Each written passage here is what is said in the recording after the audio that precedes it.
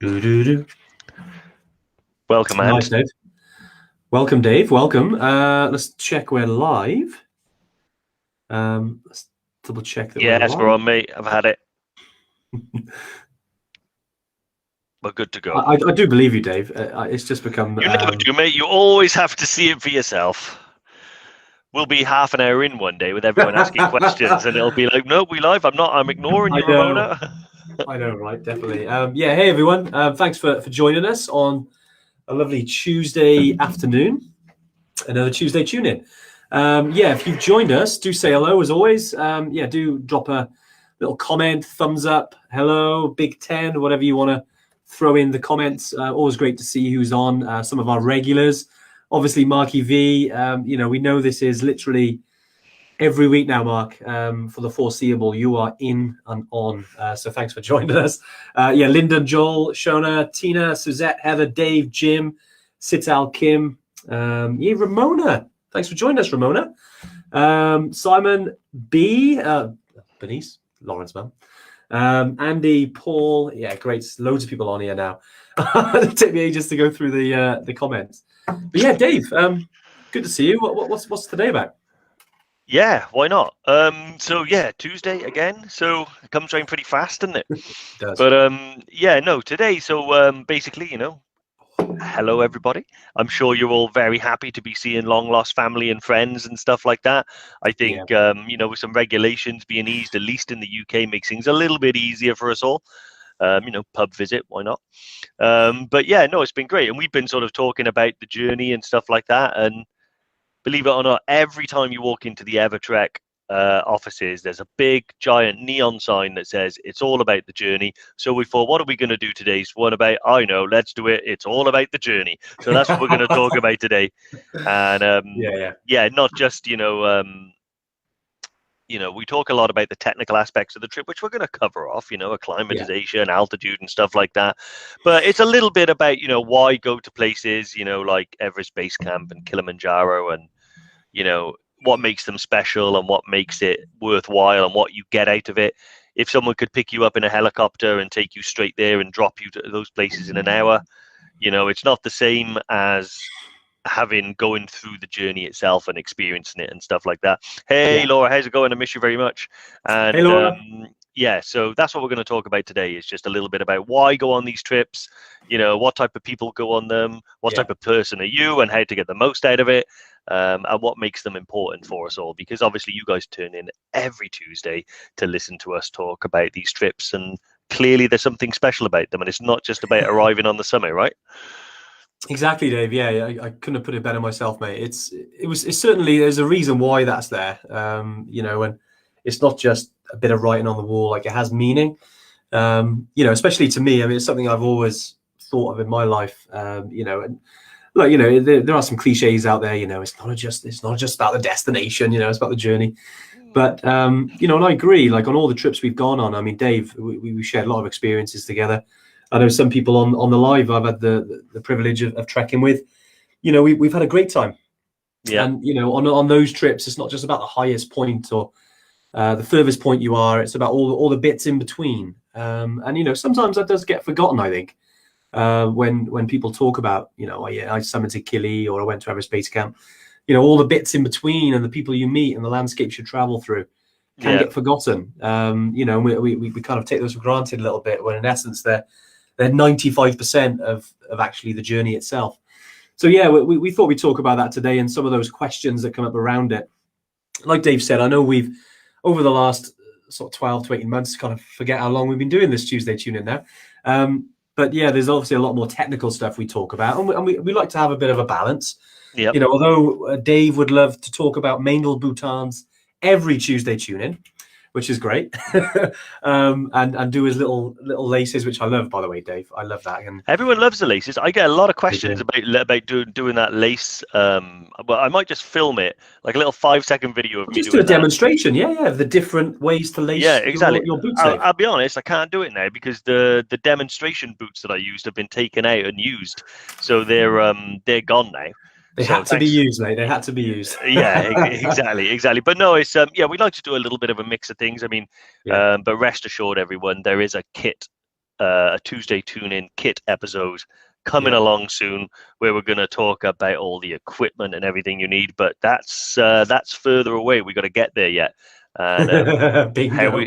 People playing bingo again. I know we need to send off these bingo cards so everyone can play. I think that'll be hilarious. Yeah, exactly. Yeah, so that's when we bringing it back to what today's about, and why we trek and all that. It's certainly an interesting conversation.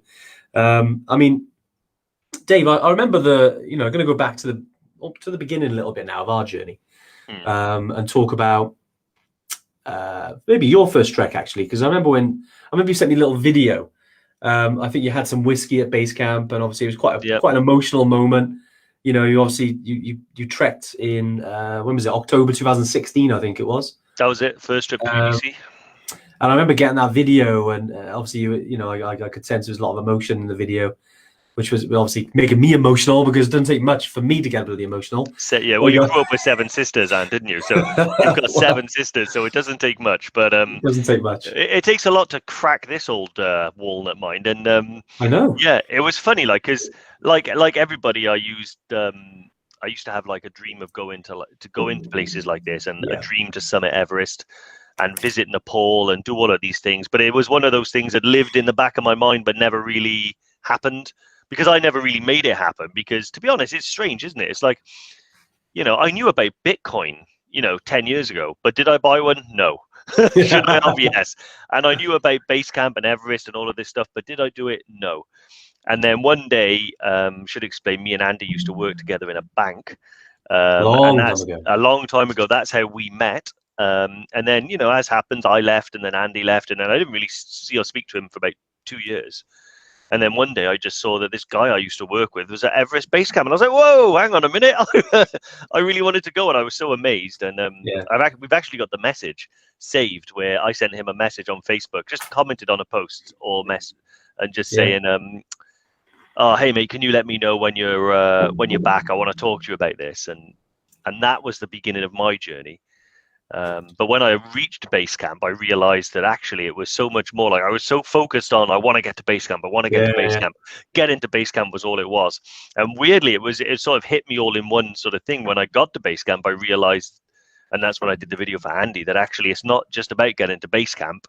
Base camp is a convenient X on a map that gave me an excuse to trek for 11 days with some of the best people in the world through, one of the best countries in the world. And, and ever since then, it's been one of those sort of things where I've been like, when everyone says, what if I slow the group down? Don't worry, it'll make the trip better. The longer you spend walking through that environment, the better you'll be, and all of and that has so much of an impact on everybody's trip. Exactly. I'm sorry, Dave. I've been sidetracked a little bit. I'm just reading through the comments, and Ramona. I suppose we'll definitely have to talk about it now. But yeah, she wants to get married with Gaz on the way to EBC in October 2022. I thought that was a secret. I was sworn to secrecy. Well, it's not now. Yeah. Well, look, firstly, Ramona, congratulations, mate. Awesome that you and Gaz getting married. And yeah, obviously we'd love to. We've over the last few years, you've actually done a couple of weddings. We had a couple from Northern Ireland, actually. We facilitated and organised the wedding at Everest or Everest Base Camp, and on the way, doing the ceremonies and stuff. That Ramona will have a catch up, and we'll definitely get that sorted for you. I know, obviously privileged to be able to do that for you guys. We'd be lucky. I think was it Dave? You joked before about that we should start a dating app. Was it Ever Tinder or something like that? Yeah, something along those lines. Yeah, but because of all the people that get together on our trips, it's quite interesting. I'm pretty sure there's been an engagement on one of our trips. I think they met on a training weekend. They met on a training weekend. Been on the trip and think got engaged, and now I think they want to. Is that? Yeah. So crazy. I mean, I like I said, that's what it's about. That's part of the journey as well, is meeting people, and who knows, you might meet your future wife, you might meet a friend or something like that. I've got friends who I met on that first trip in Nepal who I still keep in touch with to this day. One of them, which is another story, has been on hell of a journey. But yeah, if you ever meet me in private, ask me about that one, and I'll talk to you about Is it. that Chile? That's the Chilean guy. Yeah, Okay. awesome guy, Yeah, Felipe. Really nice guy, but he went on a bit of a bit of a crazy adventure. Yeah. So yeah, if you ever meet me on a training weekend, ask me about my friend Felipe, and I'll tell you all about him. Yeah. Everest.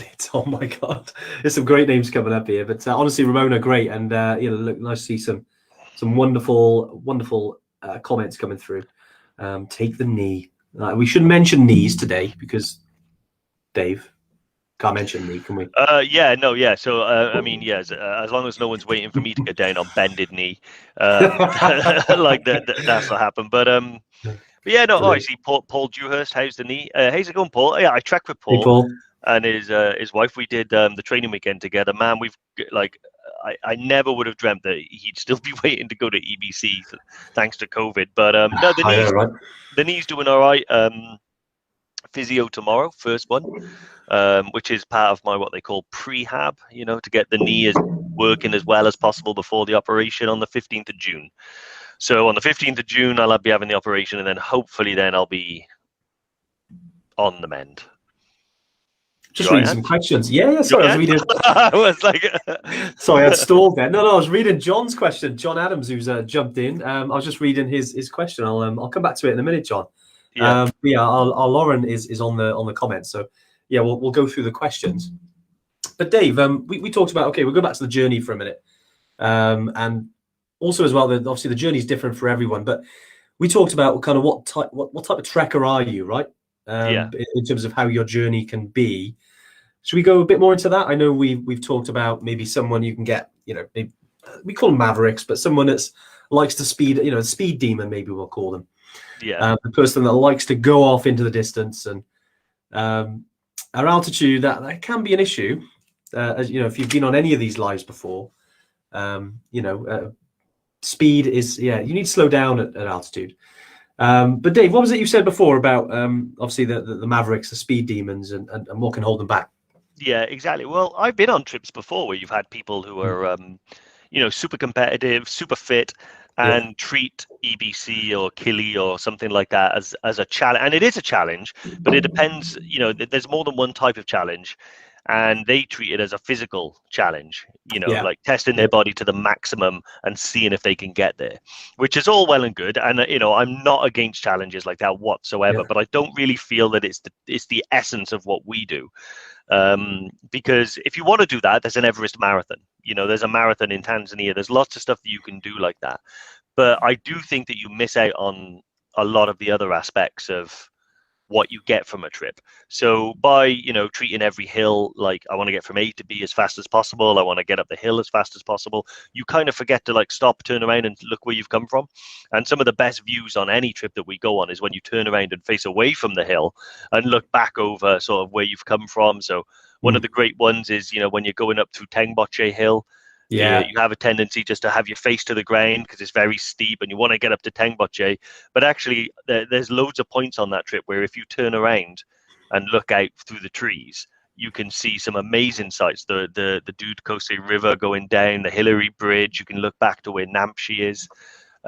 It's amazing. And it's moments like that I remember, like getting to the top of the hill first is fleeting, but the experience on the way up will last forever. So make that bit last for as long as possible.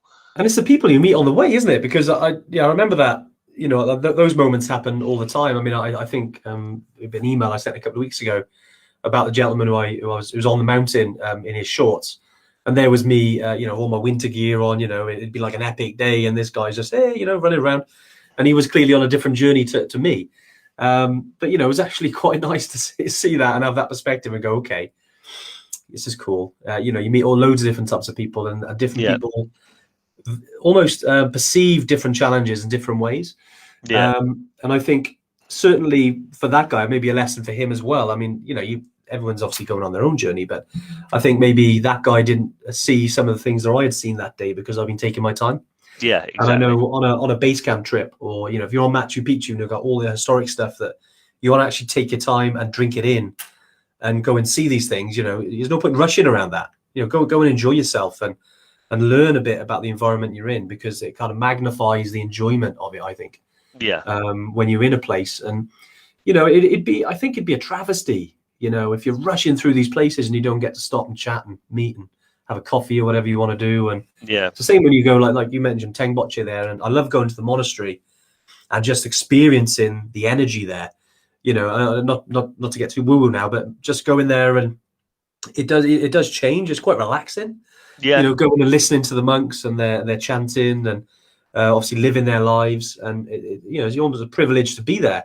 And but if you'd legged it past because you've got a target to get to, you're not going to see that. You're not going to experience Exactly. that. But Just take also, your is time. Poorly. Tengboche, would it be as magnificent if it wasn't so hard to get to? Yeah. It's Yeah. like part of getting there, part of any experience, I think, is the pain and the suffering. And I think, if you even simple it down to, people have been running marathons for a long time, right? Yeah. But if you could just wake up in the morning, put your boots on and run a marathon, sure, that's an achievement. But if you start as a couch potato and you run 1K, 3K, 5K, 10K, and you're out there for a year training and sweating and working through pain and injuries and all sorts of stuff, and then you cross that finish line, those are the ones that burst into tears. Those are the ones that sort of have a complete sort of emotional tidal wave of emotions coming out of them and it's because of the journey they've gone through to get there. So that's what I try and tell people whenever they come up and they're worried that they'll slow the group down, or they're worried that they're not fit enough or stuff like that, or even some people who I've spoken to who did the trip and maybe turned back from Le Boucher, my father being one of them. And I always try and remind them that okay, sure, maybe disappointing that you didn't get to Everest Base Camp, at least on your first attempt, but honestly, is that the trip a write-off? No, not at all. You've trekked for all that time through the Himalayas. You've seen Everest. The best view of Everest is not from base camp. You can't see it. It's from several days prior, isn't it? Yeah.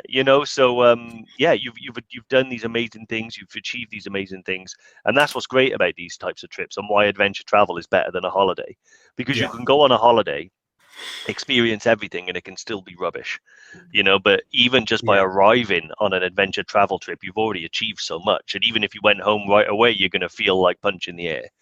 I love that, Dave. I love that. You're so right, aren't you? You can, I mean, we're all adults, we get to choose our own holidays or wherever we go, but you're right. It's a good point in terms of certain places you go, so it's not just about the kind of the destination, but everything that happens in between. It doesn't matter then what happens, is it? Because you have such an awesome time anyway, hanging out with the people you're there. That's what makes it special. Exactly. Obviously, I mean, we're talking from us here now. We love getting to Everest Base Camp. We love getting to Summit Achille. That it's an amazing achievement. You feel amazing when you get to these places. And we're not setting you up to fail here. We're just, it's always good to talk about these things, I think, just so you're aware of it. And we don't want to feel like we're teaching anyone to suck eggs here. You're all probably thinking a similar thing.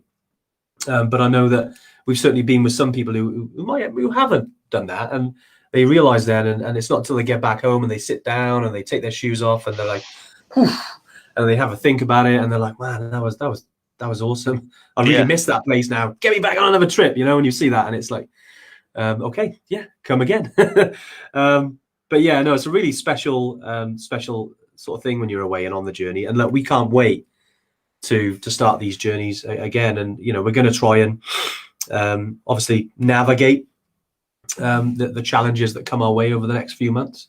We're certainly, sort of going off topic now and bringing it back to kind of trip stuff. Certainly trying to do some trips more close to home, if you like, as much as we can, because obviously we're limited at the moment in terms of where we're allowed to go. Obviously training weekends, we can't wait in the summer. They're going ahead. We've also got, I know Dave, you had a chat with Steve up in North Wales last week. Had some really good news from there, and we can't wait to release that trip. Yeah, exactly. So it's a little North Wales sort of, sort of 4-day trek-in trip up there. So the guy that Steve, he's an amazing mountaineer. Yeah. We did all of our training with him, crampons, ice axe, winter training skills, navigation, stuff like that. He really does live and breathe this stuff. And he's organizing a trip for us up in Snowdonia, where you're going to arrive. It's going to be 4 days with the group. And yeah, we've got a date for that. It's going to be up and bookable very, very soon. And that's a great little trip, because we realize that COVID is one of those, it's tough, and it doesn't stay down, and it pops up when you least expect it and changes things. And so, we totally appreciate that people, they still want to get out to the mountains. And we will, like we always say, we want to plan for when we can, and at the moment we can. So we're making a plan, Stan. But yeah, John has just said as well, Tengboche is his favorite coffee shop in the world. True, mine too. It is good. I remember that, John. Great coffee, wasn't it? I love that journey. It's funny, isn't it? We go all the way to the Himalaya, and you want to rough it, and you want to be like Edmund Hillary. But I'll be honest, I do love a latte and some carrot cake. So, Shona's asked actually about Scotland. Yeah, we've got some because we're trying to do the a trip up in Scotland as well, aren't we, Dave? I know we've looked at. Yeah, we're trying to work out the itinerary, Shona, because we had the winter skills, but now that's not possible. We're trying to make it sort of a little bit different. We've been speaking to Steve about it. Yeah, we'll definitely let you know once that's live as well. Obviously, we don't want to kind of dilute what we are, and what we do is high altitude trekking. But whilst we can, we can't go to places like Island Peak for Mick. Told you I get Island Peak in Everest Base Camp, Killy at the moment. Annapurna circuit, which doesn't get the press it deserves. 100%, Mark. That's a good reason sometimes though, because it's a lot quieter, mate. Whilst we can't go all the way over there, we can try and have some fun and enjoy some trekking and enjoy the journeys together and get to know everyone. It'd be lovely to meet some of you on our training weekends and some of these trips as well.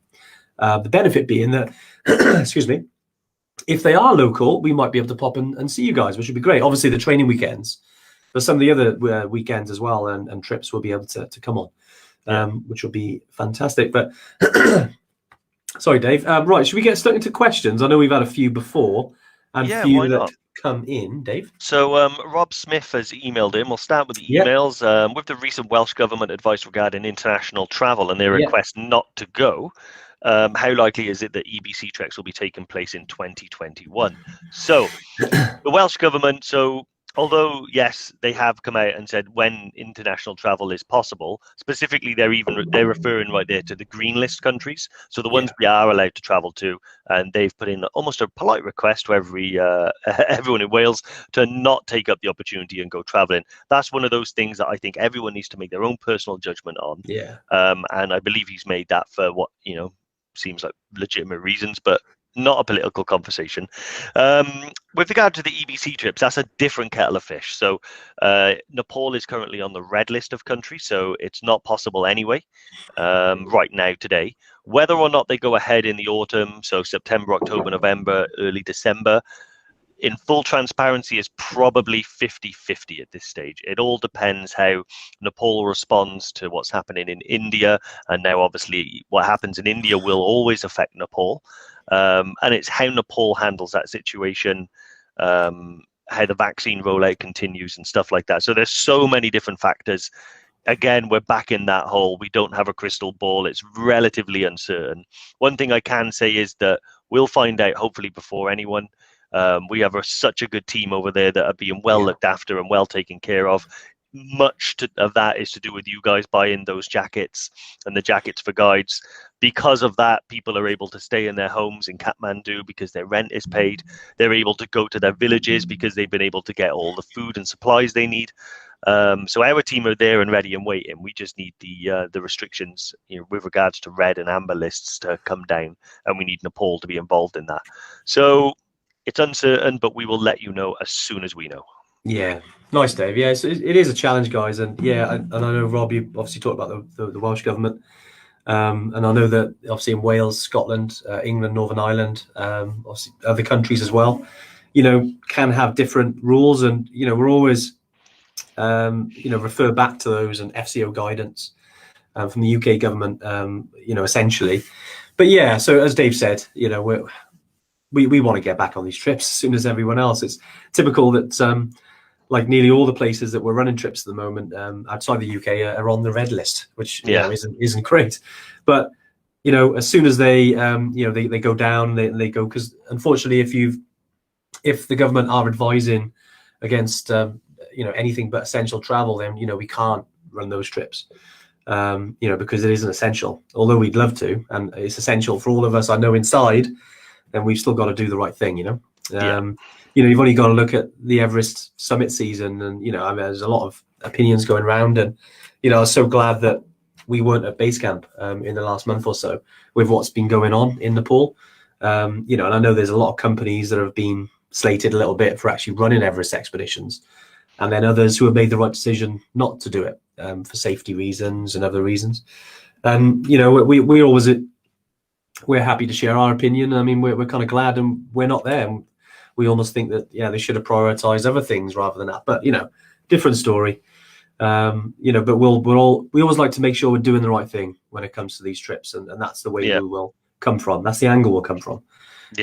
But with that in mind, obviously, guys, we want to get running these trips as soon as anyone else. But it's been a long time, isn't it? It feels weird for us because all this happened in March last year, and now we're almost mid-May 2021.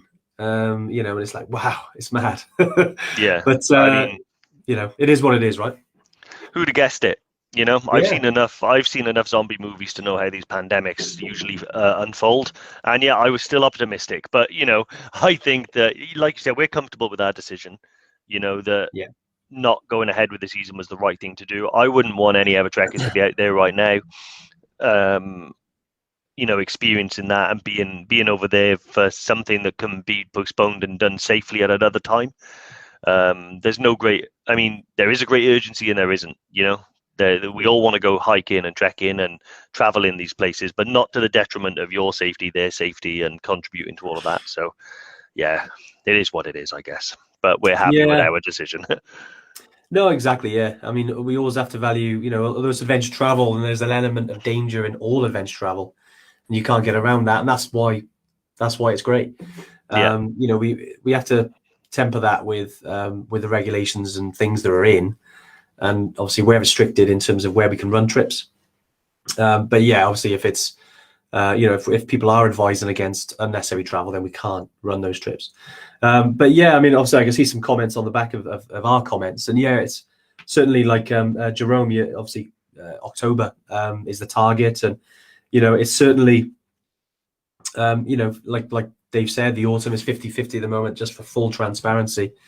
It's not something that'll change, although our rules in the UK might change at a drop of a hat. It's Nepal itself, and we know it doesn't just take a week to go away. It does take longer than that, and I don't want to fill everyone with negativity here. Like, let's all keep positive about it. But I think you've just got to accept, and anyone that's got a trip in the autumn right now, accept that it could be impacted. And if you want to reschedule, don't forget, guys, you can do that for free with us. And look at trips if you want to bump it to next year, or wait and see. I know a lot of people are choosing to wait and see, which is fine, and we're cool with that. Wait and see, and if there's any changes, then great, we can go ahead and we'll run the trips, guys. But we always want to let you know how we feel, and that is that it's very challenging to say yes, 100% and go ahead. So I hope that helps a little bit. Guys, I know, like, I'm someone that likes it down the middle, and if you tell me okay, yes or no, but unfortunately we can't do that at the moment. We hope that our transparency is coming through in the right way. But obviously any extra questions, guys, obviously just drop us a message and we can chat to it privately. Awesome. Joel has said, big welcome to Rosie. We haven't mentioned Rosie yet. So the EverTrek team has grown again. So Rosie has now joined us. Yeti Happis. Yes. I should be able to at least pronounce the Welsh words correctly. Call yourself Welsh. Exactly. So those that caught the email would have seen that as well. So thank you, Joel. But a random one, Andy, do you see any wild animals up near base camp? Do many dogs make it up there with the guides who I guess regularly do the trip?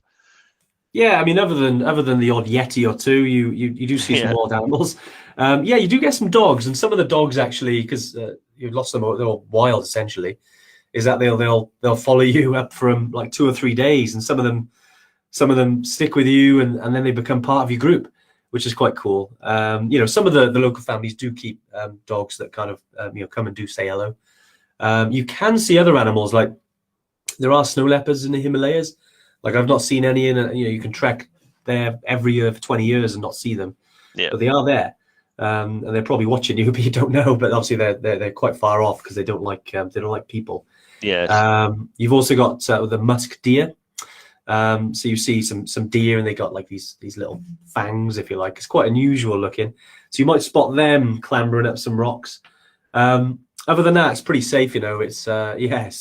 It's just the Just biggest black one. widows, funnel webs, Black widows, black mambas, that sort of thing. I've seen a spider up there one time, tiny Really? one. Yeah, I saw a little ground squirrel on my way to base camp in the rocks. And eagles. Don't forget the eagles. Yeah, you might get some eagles. Oh, the eagles, yeah, are amazing, aren't they? I remember we were up, I think it's Nangatsang Peak near Dingboche, and it's basically part of your acclimatization hike. So if you go into Island Peak or the Everest Base Camp or the Khumbu Valley, you'll go to Dingboche. Whether you go up to Shukung and Island Peak, or whether you go up to, after that, you go up to Lobuche and Everest Base Camp, you'll see this place. And because of the vantage point, climbing up to Nangatsang Peak or the plateau, even just the plateau, which is only about 300-400 meters above Dingboche, the eagles there are amazing. Especially you've got Amadablam on your left, you've got Cholatse Mountain on your right, and you've got the Khumbu Valley that goes up, and you've got the valley which you've just walked up. It's amazing vantage point. Yeah, awesome. Eagles. Yeah, not quite Hotel California, Jerome, but yeah, it's quite nice there, mate. Yeah. Dingboche is fantastic. One of my favorite places, actually, Dingboche, and they've got there's the bakery there. It's fantastic. I know John said about Tengboche being his favorite coffee shop. I actually like the one in Dingboche. It's quite nice. Yeah, they're all German bakeries. Yeah. Yeah, the German bakery, isn't it? Yeah, exactly. Moving on, Mark Van Rossum, Mark EV has said, why does the Annapurna circuit not get the press it deserves? To be honest, because it doesn't have Everest. So it doesn't have never underestimate the draw of the biggest mountain on Earth. That's it's massive. I mean, the draw and the mountain. But yeah, so like that's exactly why. All the other regions in Nepal don't tend to get the spotlight as much. However, it's not necessarily a bad thing, because when you do want to, perhaps go a little bit off the beaten path and explore an area a little quieter. I mean, Annapurna still is quite busy. It's by no means dead, but it doesn't draw as many people as EBC. So it does, it kind of works for you as well.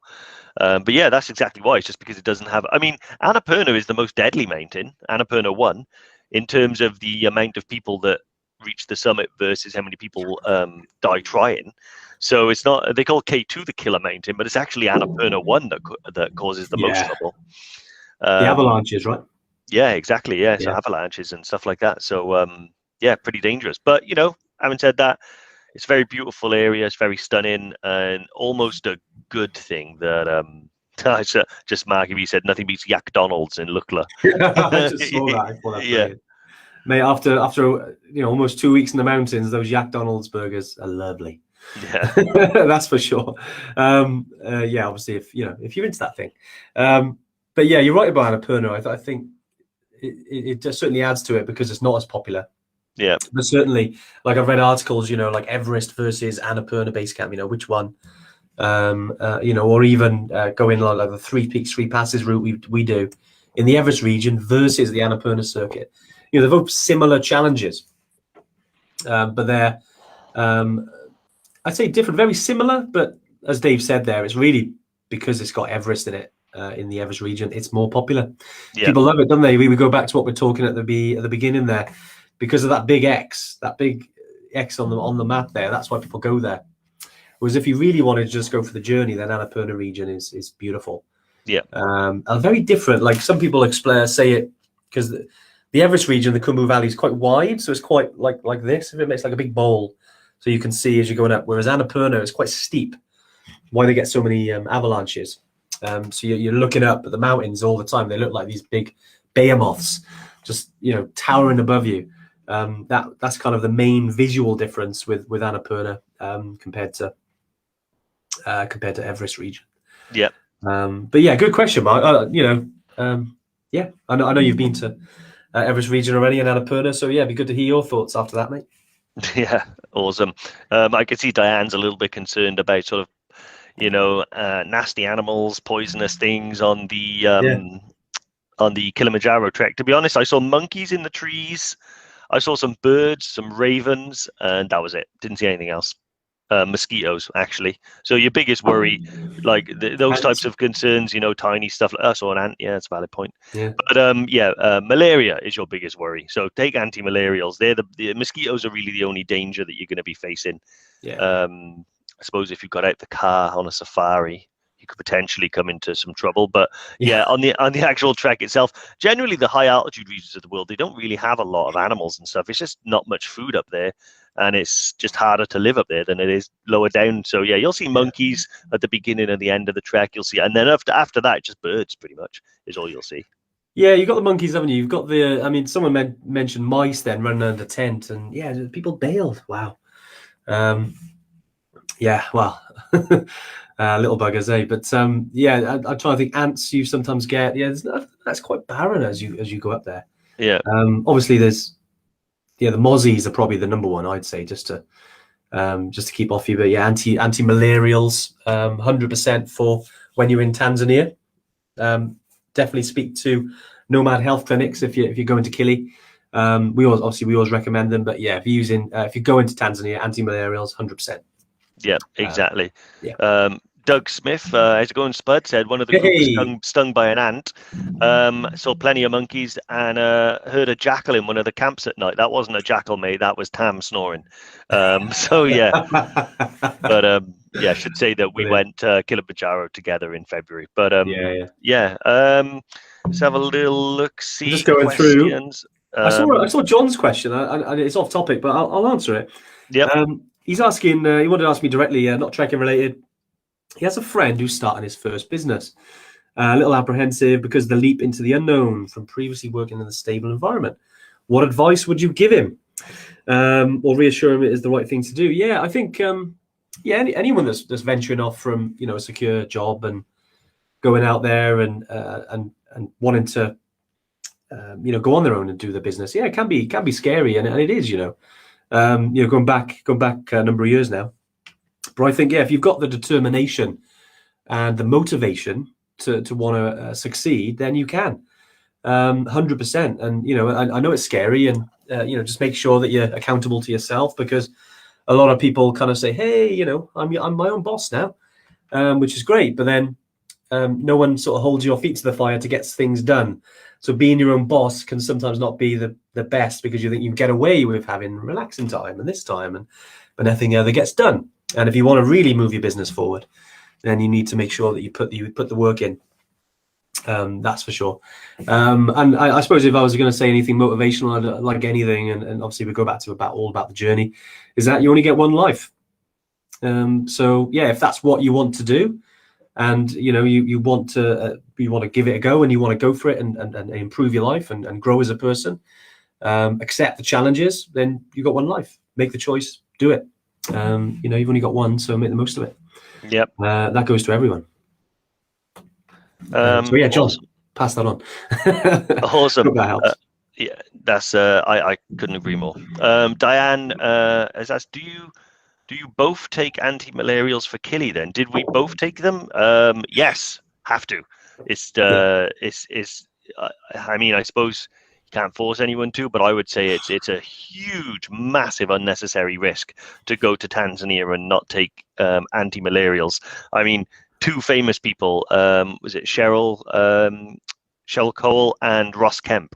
I think both had malaria from going to Tanzania. So the region which you'll be going to, there is malaria. It is a little bit of it is the dangerous kind, it can be very deadly. So yeah, just 100% take malarials as prescribed for the right length of time. Don't cheat on them, don't miss any, because it's nothing to mess around with. Yeah, exactly. It's only a tablet a day, isn't it? It's not too bad. Yeah, exactly. Nice. Heather Newman asked, "Do we do divorces?" Yeah, we can do.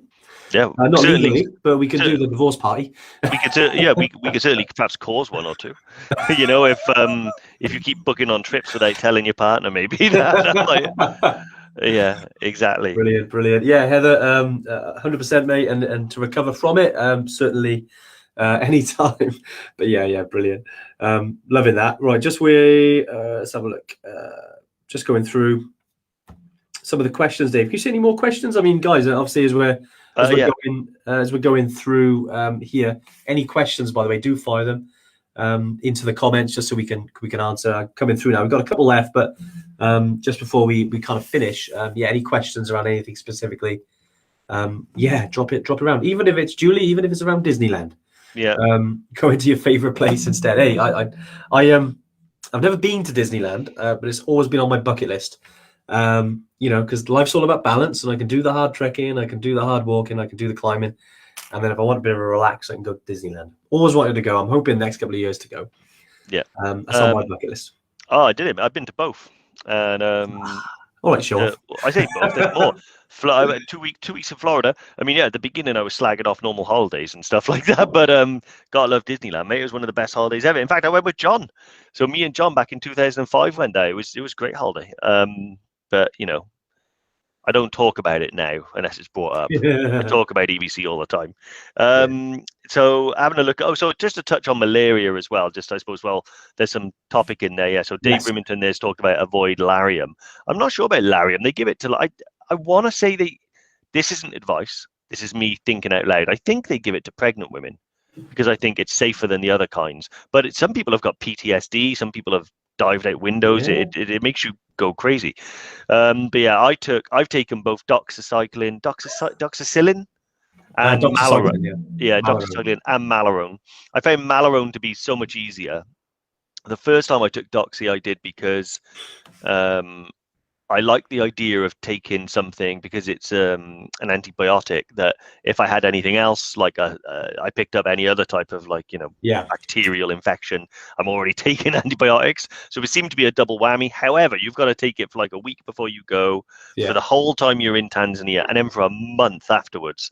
So, and if you don't take it, obviously it's a risk. So taking antibiotics for a whole month after you come back is a bit too much. Malarone, super easy, 1 pill a day. So I think it's for about 2 or 3 days before you go, the whole time you're there, and then a week after you come back. And literally the only side effect I got from that, and it wasn't a negative one, was I used to take my pill in the morning, and if I forgot, which I did once, and took it in the night before I went to bed, which is when I next remembered, you get like the craziest dreams ever. Not bad dreams, it's just really realistic. So you wake up, don't you, and it's like you've been in Lord of the Rings or something all night.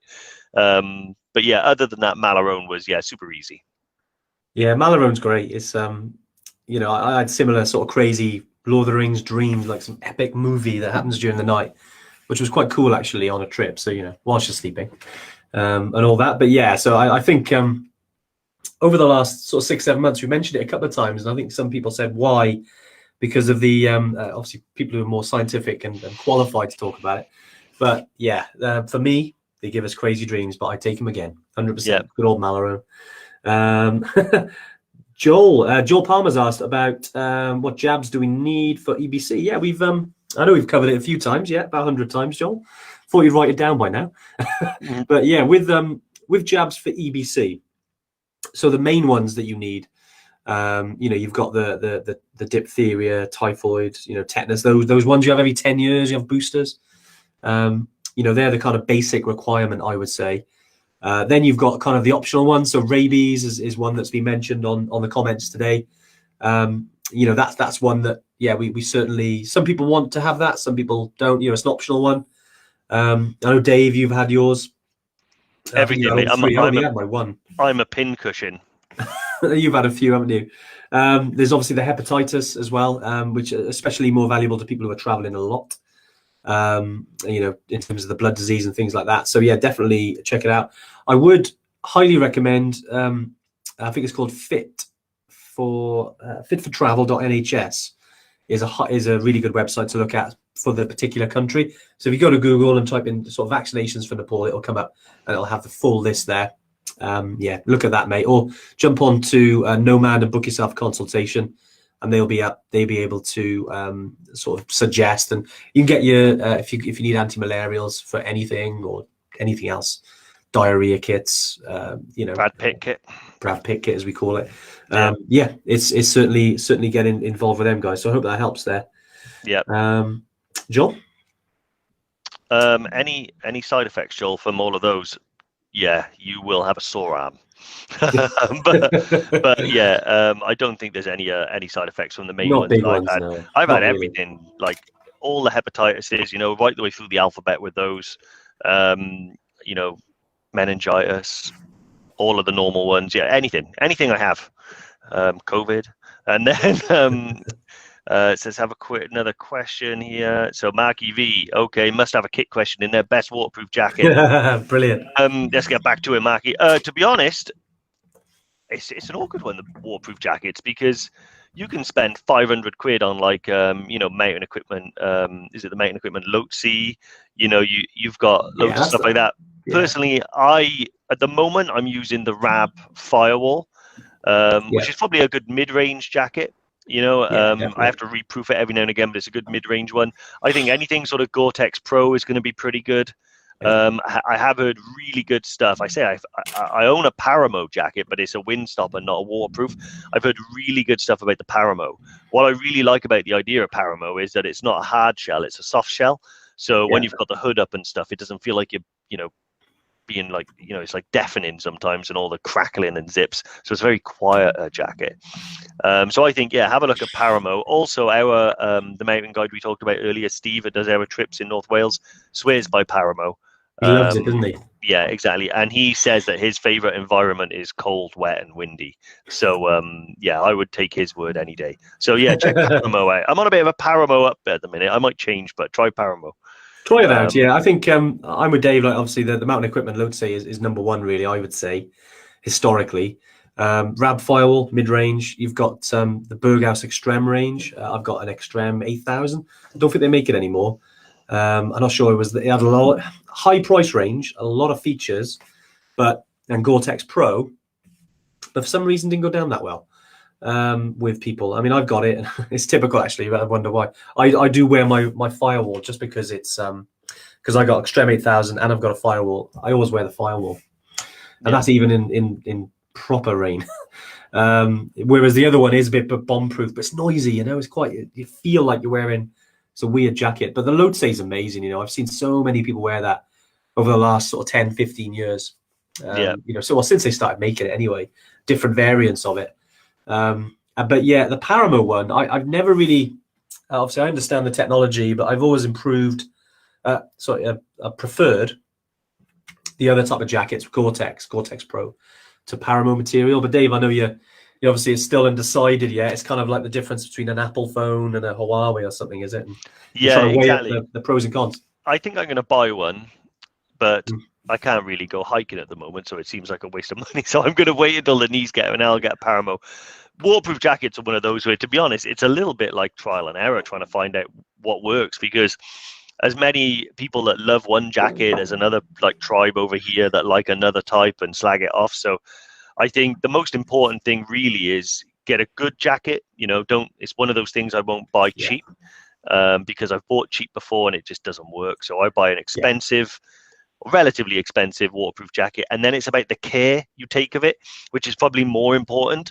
You can buy a £500 Gore-Tex jacket, and if you don't look after it, it'll be as you may as well just put a colander on your head and try and stay dry. It's not going to work. So it's about reproofing it. If it gets completely soaked on a walk, you want to go home and you want to reproof it.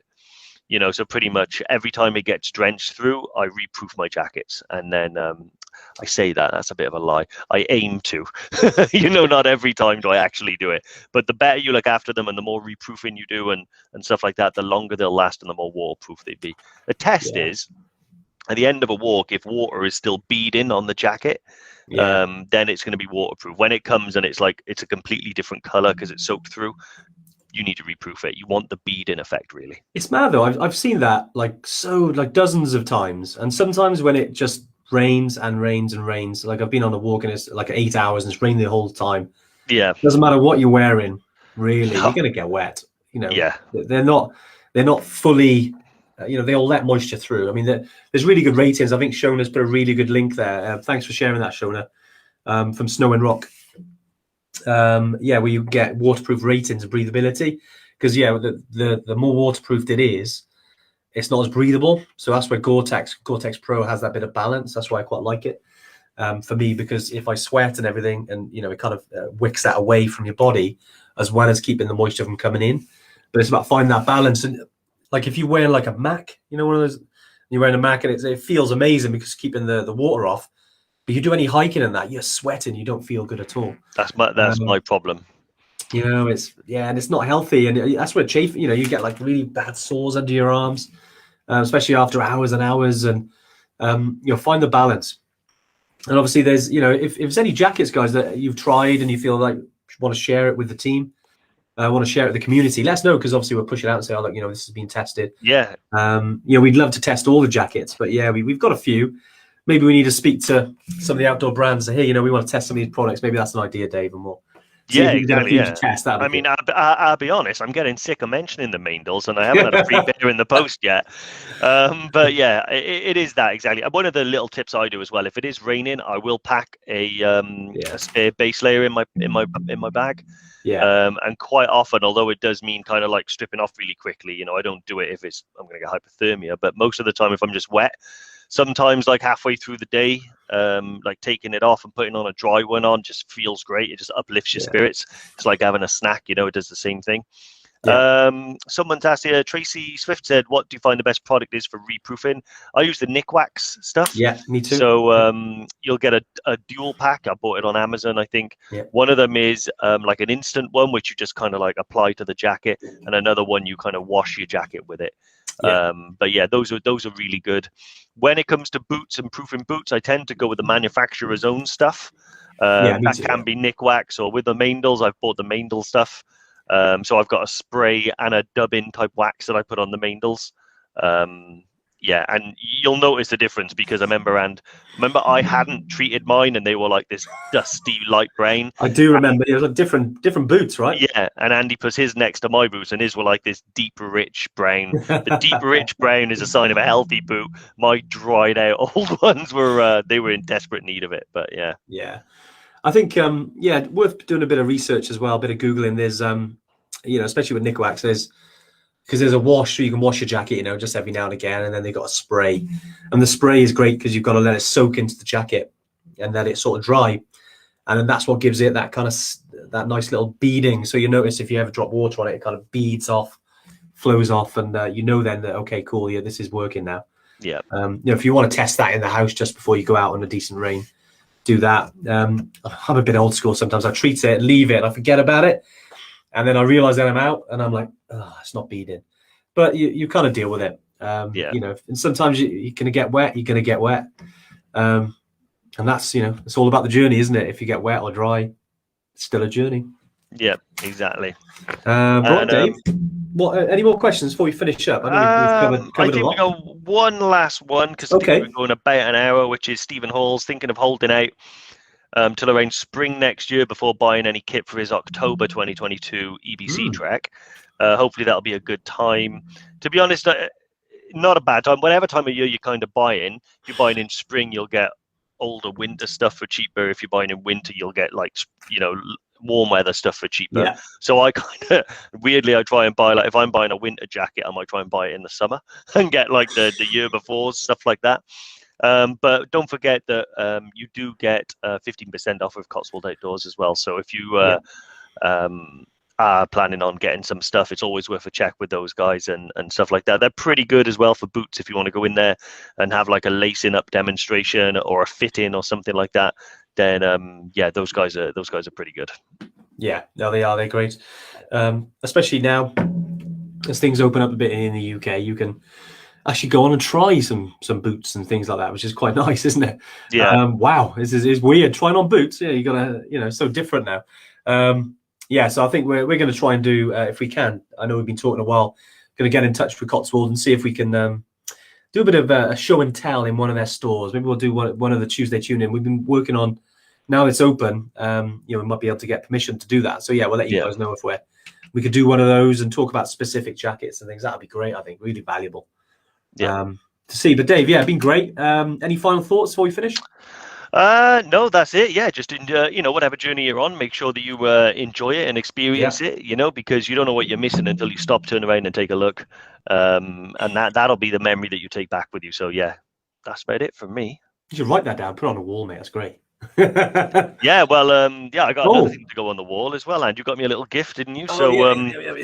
Yep. So I'll go here. So there we go. So this is a little birthday gift that Andy got me that I thought I'd have to share, which is me and Andy as Simpsons characters.